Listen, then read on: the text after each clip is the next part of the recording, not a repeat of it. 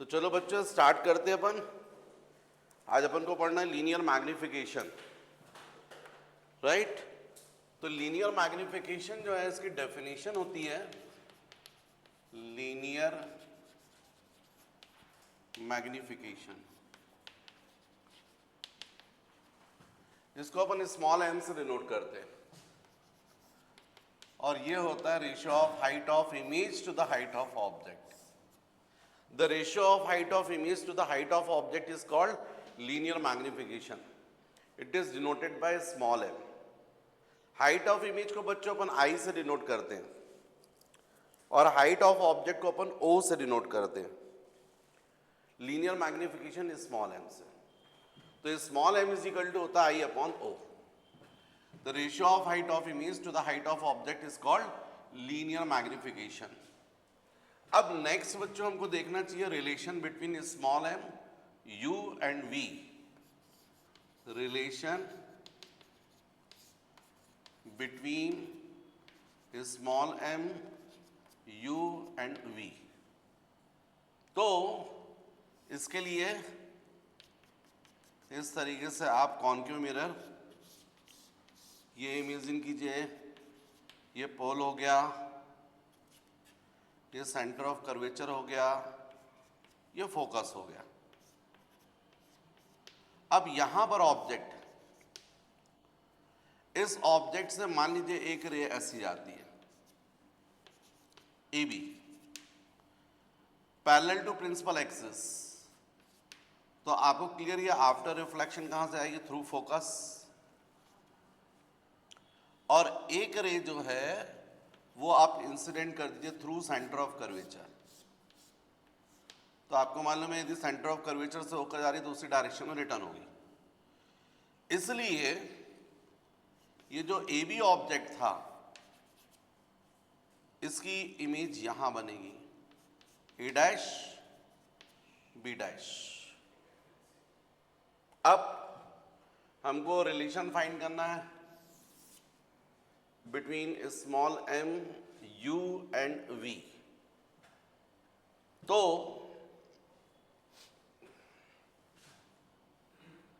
ये आपको दिख रहा है एक्चुअली में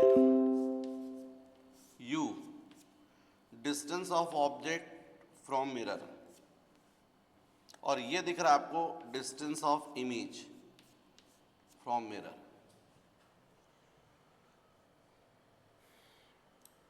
तो अब यदि हम यहां पर देखें m से, यदि हम एक परपेंडिकुलर ड्रॉ कर दें यहां पर mn, तो आपको दिखाई दे रहा है फिर ये दोनों ट्रायंगल सिमिलर हैं, और ऐसे ही ये दोनों ट्रायंगल भी सिमिलर हैं, जैसा अपन ने रिफ्लेक्शन फॉर्मूले के लिए किया था।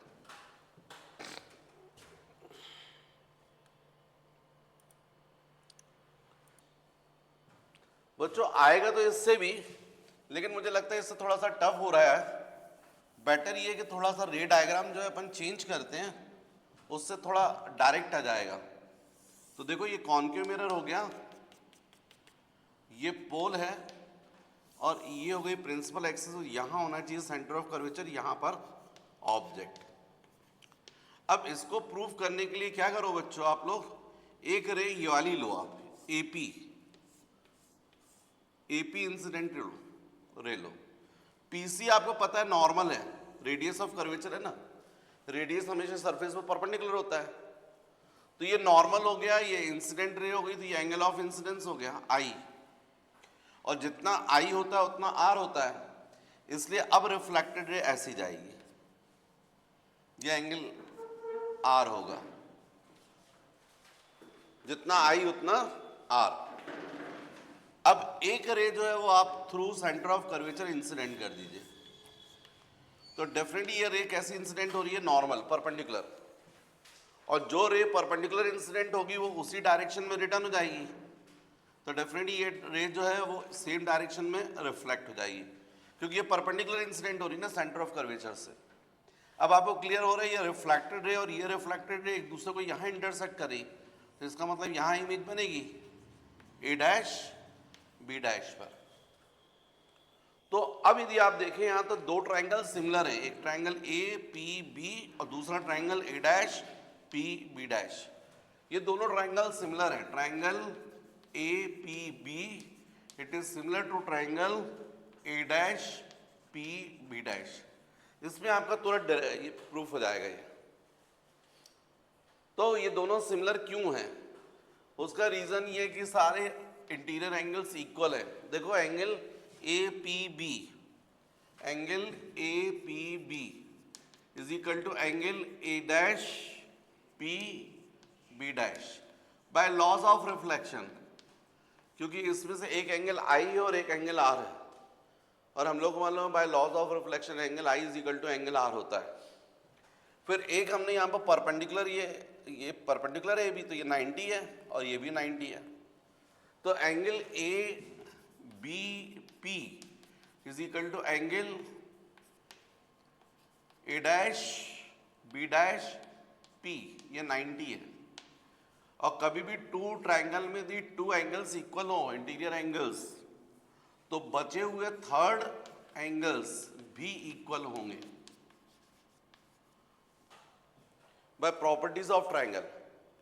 यदि टू ट्राइंगल्स हैं और उनके एक एक एंगल 30-30 के हैं, एक एक एंगल 90-90 के हैं, तो बचे हुए एंगल 60-60 के होंगे। तो कभी भी टू ट्राइंगल्स में यदि ऑल इंटीरियर एंगल्स इक्वल हो तो ऐसे ट्राइंगल को अपन सिमिलर ट्राइंगल बोलते हैं। और सिमिलर ट्राइंगल में हमेशा करस्पॉन्डिंग साइड्स का रेशियो इक्वल होता है। तो इस बिग ट्राइंगल की साइड यदि अपन ए बी लेते हैं तो सेकंड ट्राइंगल की करस्पॉन्डिंग साइड हो जाएगी ए डैश बी डैश। फिर फर्स्ट ट्राइंगल की अपन साइड लेते हैं पी बी, तो सेकंड ट्राइंगल की करस्पॉन्डिंग साइड हो जाएगी पी बी डैश। मतलब हम लोग लिख सकते हैं यहाँ पर A B upon A dash B dash is equal to P B upon P B dash, ऐसा लिख सकते हैं। अब आपको क्लियर दिख रहा है what is A B?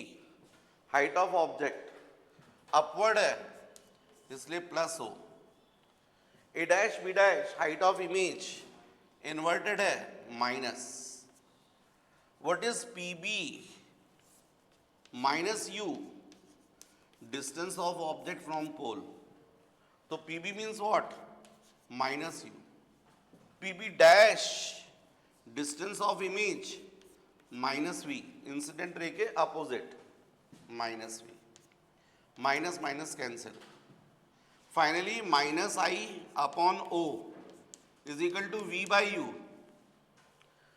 Both sides multiplied by -1, तो I upon O is equal to minus V by U. -1 से मल्टीप्लाई कर दीजिए। अब आई अपॉन ओ क्या होता है? एम। तो इसका मतलब है हमको मालूम है m is equal to I upon O, तो आपको रिलेशन मिल गया m is equal to I upon O is equal to minus V by U. ये मैग्निफिकेशन फॉर्मूला है, कॉपी कर लीजिए। तो बच्चों मैग्निफिकेशन से रिलेटेड भी समझिएगा आप। भाई अपने साइन कन्वेंशन क्या बोल रहे हैं? अपने साइन कन्वेंशन ये बोल रहे हैं कि प्रिंसिपल एक्सिस के अबव जितनी हाइट्स होती हैं वो सब अपन प्लस लेते हैं, और प्रिंसिपल एक्सिस के बिलो जो हाइट है अपन माइनस लेते हैं। तो यदि मान लीजिए रियल इमेज, जैसे ये रियल इमेज फॉर्म हो रही है, रियल इमेज कहाँ बनती है? In front of the mirror, inverted बनती है। मतलब आई कैसा होगा? नेगेटिव, और ओ कैसा होगा? पॉजिटिव। और एम क्या होता है? आई अपॉन ओ। तो यदि आई नेगेटिव है, ओ पॉजिटिव है, तो एम की वैल्यू कैसी मिलेगी आपको? नेगेटिव। तो इसका मतलब रियल इमेजेस के लिए, फॉर रियल इमेजेस, यदि क्वेश्चन में रियल इमेजेस दिया है तो मैग्निफिकेशन कैसा लेना होगा आपको? नेगेटिव। लेकिन यदि वर्चुअल इमेज बोला है तो वर्चुअल इमेज तो आपको मालूम है, जब अपन ऑब्जेक्ट को क्लोज रखते हैं तो इमेज कहाँ बनती है? Behind the mirror. Virtual erect and enlarge concave mirror से। तो आई की वैल्यू क्या हो गई? प्लस। ओ की वैल्यू भी क्या रहेगी? प्लस। तो एम भी क्या रहेगा? प्लस। तो यदि हम बोलते हैं फॉर वर्चुअल, क्वेश्चन में लिखा है वर्चुअल इमेज, तो जो मैग्निफिकेशन है एम, वो हमको कैसा लेना है? प्लस। ये ध्यान रखिएगा, तभी एक्चुअली में अपने आंसर्स आएंगे।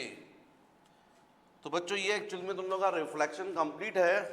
अब इस पर बेस्ड अपन क्वेश्चंस करते हैं। ये जो बच्चों है ना, इसके अलावा थोड़ा सा मुझे एक एक्स्ट्रा आपको पॉइंट बताना था। एक्स्ट्रा लीनियर मैग्निफिकेशन का एक रिलेशन ये भी याद रखिएगा, 1/m is equal to f minus u by f। Relation between m, f and u।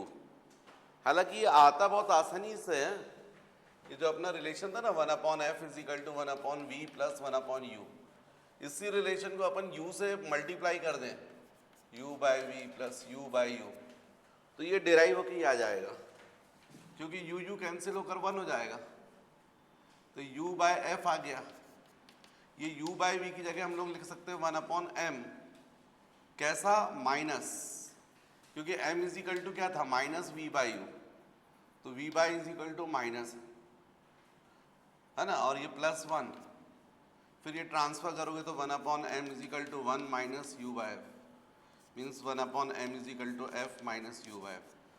तो आता ऐसे है, ये डेरिवेशन में कोई मतलब का नहीं है, इसलिए मैंने डेराइव नहीं करवाया है, पर इससे न्यूमेरिकल जरूर फास्ट सॉल्व होते हैं, तो कॉम्पिटिटिव एग्जाम के लिए काफ़ी अच्छा है, तेजी के साथ आंसर आ जाते हैं।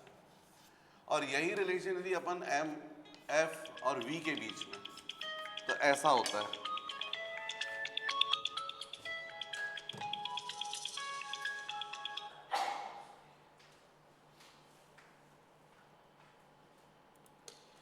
ऐसे ही बच्चों यदि अपन ये जो रिलेशन, ये जैसा था ना, ये वाला सेकेंड वाला, तो अभी मैंने जो रिलेशन ड्राइव करवाया था 1/f is equal to 1/v plus 1/u, तो दोनों साइड u से मल्टीप्लाई कर दिया, तो कौन सा फर्स्ट इक्वेशन ड्राइव हो गया।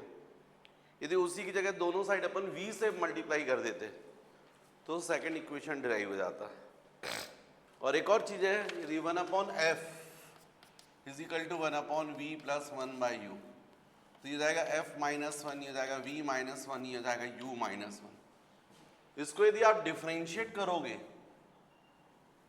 है ना, डी ऑफ f माइनस 1, ये जाएगा D of v minus 1 plus D of u minus 1। तो f जो है वो किसी भी मिरर के लिए कांस्टेंट क्वांटिटी ना, फोकल लेंथ तो फिक्स होती है, कांस्टेंट क्वांटिटी का डिफरेंशिएशन 0 होता था, 0 आ जाएगा। और ये v क्या था, डिस्टेंस ऑफ इमेज, और डिस्टेंस को यदि अपन टाइम से डिफरेंशिएट करेंगे ना, तो वेलोसिटी आती है। तो एक्चुअली में ये वेलोसिटी है, तो यहाँ पर अपन बोलेंगे -1 v to the power of -1 into, फिर v का डिफरेंशिएशन होगा dv बाई dt, ऐसा। ये स्पीड कहलाएगी, स्पीड ऑफ इमेज। और यहाँ पर इसको डिफरेंशिएट करेंगे तो ये हो जाएगा -1 u to the power -1 into D by D T, क्योंकि यहाँ t होता तो फिर ये नहीं आता। फंक्शन यदि t के फॉर्म में, उसका डिफरेंशिएशन भी विद रिस्पेक्ट टू t करते तो केवल आता -1 t टू द पावर -1। लेकिन फंक्शन v के फॉर्म में और उसका differentiation with respect to t कर रहे हो, तो पहले फॉर्मूला अप्लाई होगा और उसका dv बाई dt भी होगा। ऐसे यहाँ पर तो ये जो रिलेशन लिखा है ना, यदि इसको ट्रांसफर करोगे तो लेफ्ट साइड पर लाओगे तो पॉजिटिव हो जाएगा, -v टू द पावर ये dv बाई dt हो जाएगा, ये जाएगा -u to the power -2 into du by dt, ऐसा हो जाएगा। फिर क्रॉस मल्टीप्लाई करोगे तो ये आ जाएगा v टू द पावर -2, फिर ये नेगेटिव है तो ये v न्यूमरेटर में चले जाएगा, ये डिनोमिनेटर में, तो कुल मिलाकर यहाँ पर हो जाएगा v स्क्वायर और यहाँ पर हो जाएगा u स्क्वायर। अब अपन चाहें तो ये v by u whole square अपन लिख सकते हैं, और सबको पता है v अपॉन u क्या होता है, -m, क्या होता है, -m, और -m स्क्वायर करोगे तो +m स्क्वायर, ऐसा आ जाएगा। ये क्या लिखा लेफ्ट साइड पे, स्पीड ऑफ इमेज, और ये क्या लिखा है, स्पीड ऑफ ऑब्जेक्ट। तो कुल मिलाकर आपको speed of image is equal to minus v upon u square into speed of object, ये फॉर्मूला मिलता है। और इसी तरीके से यही speed of image is equal to minus M square into speed of object. इसका मतलब ये हुआ कि आपकी स्कूटी है, बाइक है, उसमें साइड मिरर लगा हुआ है, राइट? आप खड़े हैं, पीछे से ट्रक आ रहा है, ट्रक मतलब ऑब्जेक्ट, और ट्रक की स्पीड मान लीजिए कितनी है, 60 किलोमीटर पर आवर, और वो आपको मिरर में दिख रहा है, इमेज दिख रही है। यदि ऑब्जेक्ट की स्पीड आपको पता है तो मिरर में इमेज की स्पीड कितनी होगी वो आप इस फॉर्मूले से निकाल सकते हो। Speed of image is equal to minus V by U square into speed of object. तो उसके लिए v और u की वैल्यू पता होनी चाहिए, कितने डिस्टेंस पर ऑब्जेक्ट है, कितने डिस्टेंस बिहाइंड बन रही है, और किस स्पीड से ऑब्जेक्ट आ रहा है, या मैग्निफिकेशन पता हो तब। तो ये फॉर्मूले भी अप्लाई होते हैं, पर डेरिवेशन चूंकि आपके मतलब का नहीं है इसलिए मैंने डेराइव नहीं करवाया, पर समझाया जरूर है आपको कि ऐसे आया है। तो ये फॉर्मूले भी आपके यूज होते हैं। मैं सोच रहा था कॉपी कर लीजिए आप लोग।